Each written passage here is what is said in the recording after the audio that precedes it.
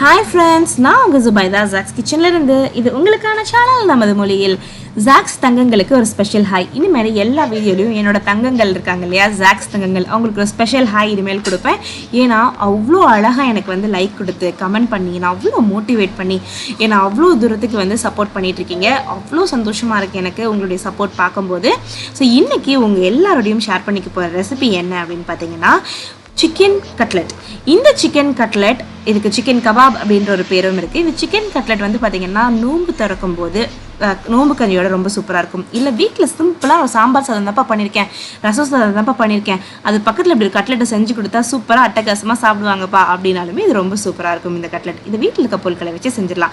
இது செய்கிறதுக்கு 350 gram boneless chicken எடுத்திருக்கேன். இந்த போன்லெஸ் சிக்கனை நல்லா கழுவிட்டு இதை வந்து ஒரு மிக்சர் ஜாரில் மாற்றிக்கிறேன். உங்களுக்கு போன்லெஸ் சிக்கன் எப்படி வாங்கணும்னு தெரிலனா கடைக்காட்ட போய் நெஞ்சு பீஸாக கொடுங்க அப்படின்னு கேட்டுக்க. அதுலேருந்து போனை மட்டும் எடுத்துகிட்டு இந்த மாதிரி அடித்து எடுத்து ஒரு பவுலில் மாற்றி வச்சுக்கோங்க. இதில் 1/2 டீஸ்பூன் மிளகாய் தூள், 1/4 டீஸ்பூன் மஞ்சள் தூள், உப்பு சுவைக்கு ஏற்ப சேர்த்துக்கோங்க. இஞ்சி பூண்டு பேஸ்ட் ஒரு 1/2 டீஸ்பூனுக்கு கொஞ்சம் அதிகமாக சேர்த்துட்டு கரம் மசாலா தூள் ஒரு 1/4 ஸ்பூன் சேர்த்துக்கோங்க. வெங்காயத்தை இந்த மாதிரி நல்லா பொடுசாக கட் பண்ணி இதை அப்படி அமுக்கி பிழிஞ்சிங்கன்னா அதில் தண்ணி வந்துடும்.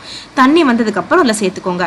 மைதா 1 டீஸ்பூன் சேர்க்குறேன். அதாவது இந்த கபாபில் இருக்க தண்ணியை இருக்கிறதுக்காக கொஞ்சமாக லெமன் ஜூஸ் இதில் சேர்த்துட்டு எல்லாத்தையும் நல்லா ஒன்று சன்னாப்பில் கலந்து எடுத்துக்கிறேன். மைதா இல்லை அப்படின்னா நீங்கள் கடலை மாவு சேர்த்துக்கலாம். கடலை மாவு இல்லைன்னா கார்ன்ஃப்ளவர் மாவு சேர்த்துக்கலாம். இது உங்களுடைய ஆப்ஷன் தான். ஹெல்தியர் வெர்ஷன் வேணுன்னா கொஞ்சமாக நீங்கள் கோதுமை மாவு கூட சேர்த்துக்கலாம். இதில் ரொம்ப நல்லா பொடுசாக கட் பண்ணால் கொஞ்சமாக புதினா இலையை போட்டு மிக்ஸ் பண்ணி இதில் வந்து சுவைக்கேற்ப உப்பும் சேர்த்துருந்தேன். உப்பு சேர்த்தது இல்லை ரெக்கார்ட் ஆகலை, சாரி, கொஞ்சம் அந்த டெக்னிக்கல் இஷ்யூனால ரெக்கார்ட் ஆகாமல் போயிடுச்சு.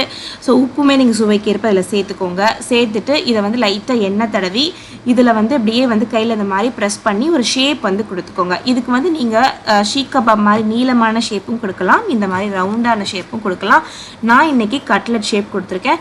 இது செய்கிறதுக்கு ஒரு 10 நிமிஷம் தான் ஆகும். அவ்வளோ சிம்பிளான ஒரு ரெசிபி. ஸோ நீங்கள் கண்டிப்பாக அதை ட்ரை பண்ணி பாருங்கள். இப்போ பாருங்கள், நல்ல ஒரு ஷேப் கொடுத்துட்டோம். சைட்ஸில் வந்து கிராக் இல்லாமல் மட்டும் பார்த்துக்கோங்க. இதை அப்படியே வந்து ஒரு தவாக்கு எடுத்துகிட்டு போயிடுறேன். நான் இன்றைக்கி டீப் ஃப்ரை பண்ண போகிறதில்ல, ஷாலோ ஃப்ரை தான் பண்ணுறேன். ஒரு தோசை தவா எடுத்து வச்சுருக்கேன். இந்த தோசை தவா பற்றி உங்களுக்கு தெரியலை அப்படின்னா நான் சொல்லிடுறேன். இந்த 7 mm திக்னஸ் இருக்கக்கூடிய தோசை தவா நம்ம ராஷ் குக்கர்ஸில் அவைலபிளாக இருக்குது. உங்களுக்கு வேணும்னா நான் டிஸ்கிரிப்ஷன் பாக்ஸில் காண்டாக்ட் நம்பர் கொடுக்குறேன். நீங்கள் ஆர்டர் ப்ளேஸ் பண்ணால் ப்ளேஸ் பண்ணிக்கோங்க.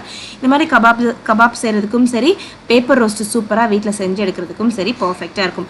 இது அப்படியே மொறுன்னு மீடியம் ஃப்ளேமில் வச்சு 2 பக்கமும் அப்படியே சுட்டு எடுத்தீங்க அப்படின்னு வச்சுக்கோங்களேன், அவ்வளோ அட்டகாசமான கட்லெட் ரெடி ஆகிடுங்க. அவ்வளோ சிம்பிளான ரெசிபி. இந்த ரெசிபியை நீங்கள் நாளைக்கே இஃப்தாருக்கு ட்ரை பண்ணி பார்க்கணும், சரிங்களா? ட்ரை பண்ணி பார்த்துட்டு மறக்காமல் உங்களுடைய கருத்தை எனக்கு மறக்காமல் கமெண்ட்டில் சொல்லணும். இந்த ரெசிபியை என்னைக்கு ட்ரை பண்ணி பார்க்க போகிறீங்க, எந்த ஃபுட்டோடு ட்ரை பண்ணி பார்க்க போகிறீங்க அப்படின்றதையும் எனக்கு மறக்காமல் கமெண்ட்டில் சொல்லணும். அடுத்து இந்த ரெசிபியை ட்ரை பண்ணிட்டீங்க அப்படின்னா ஜாக்ஸ் கிச்சன் இன்ஸ்டாகிராம் பேஜில் ஏன் கூட ஷேர் பண்ணிக்கோங்க. பார்க்கவே எம்மியாக சிம்பிளாக டக்குன்னு செஞ்சிடலாம்ல.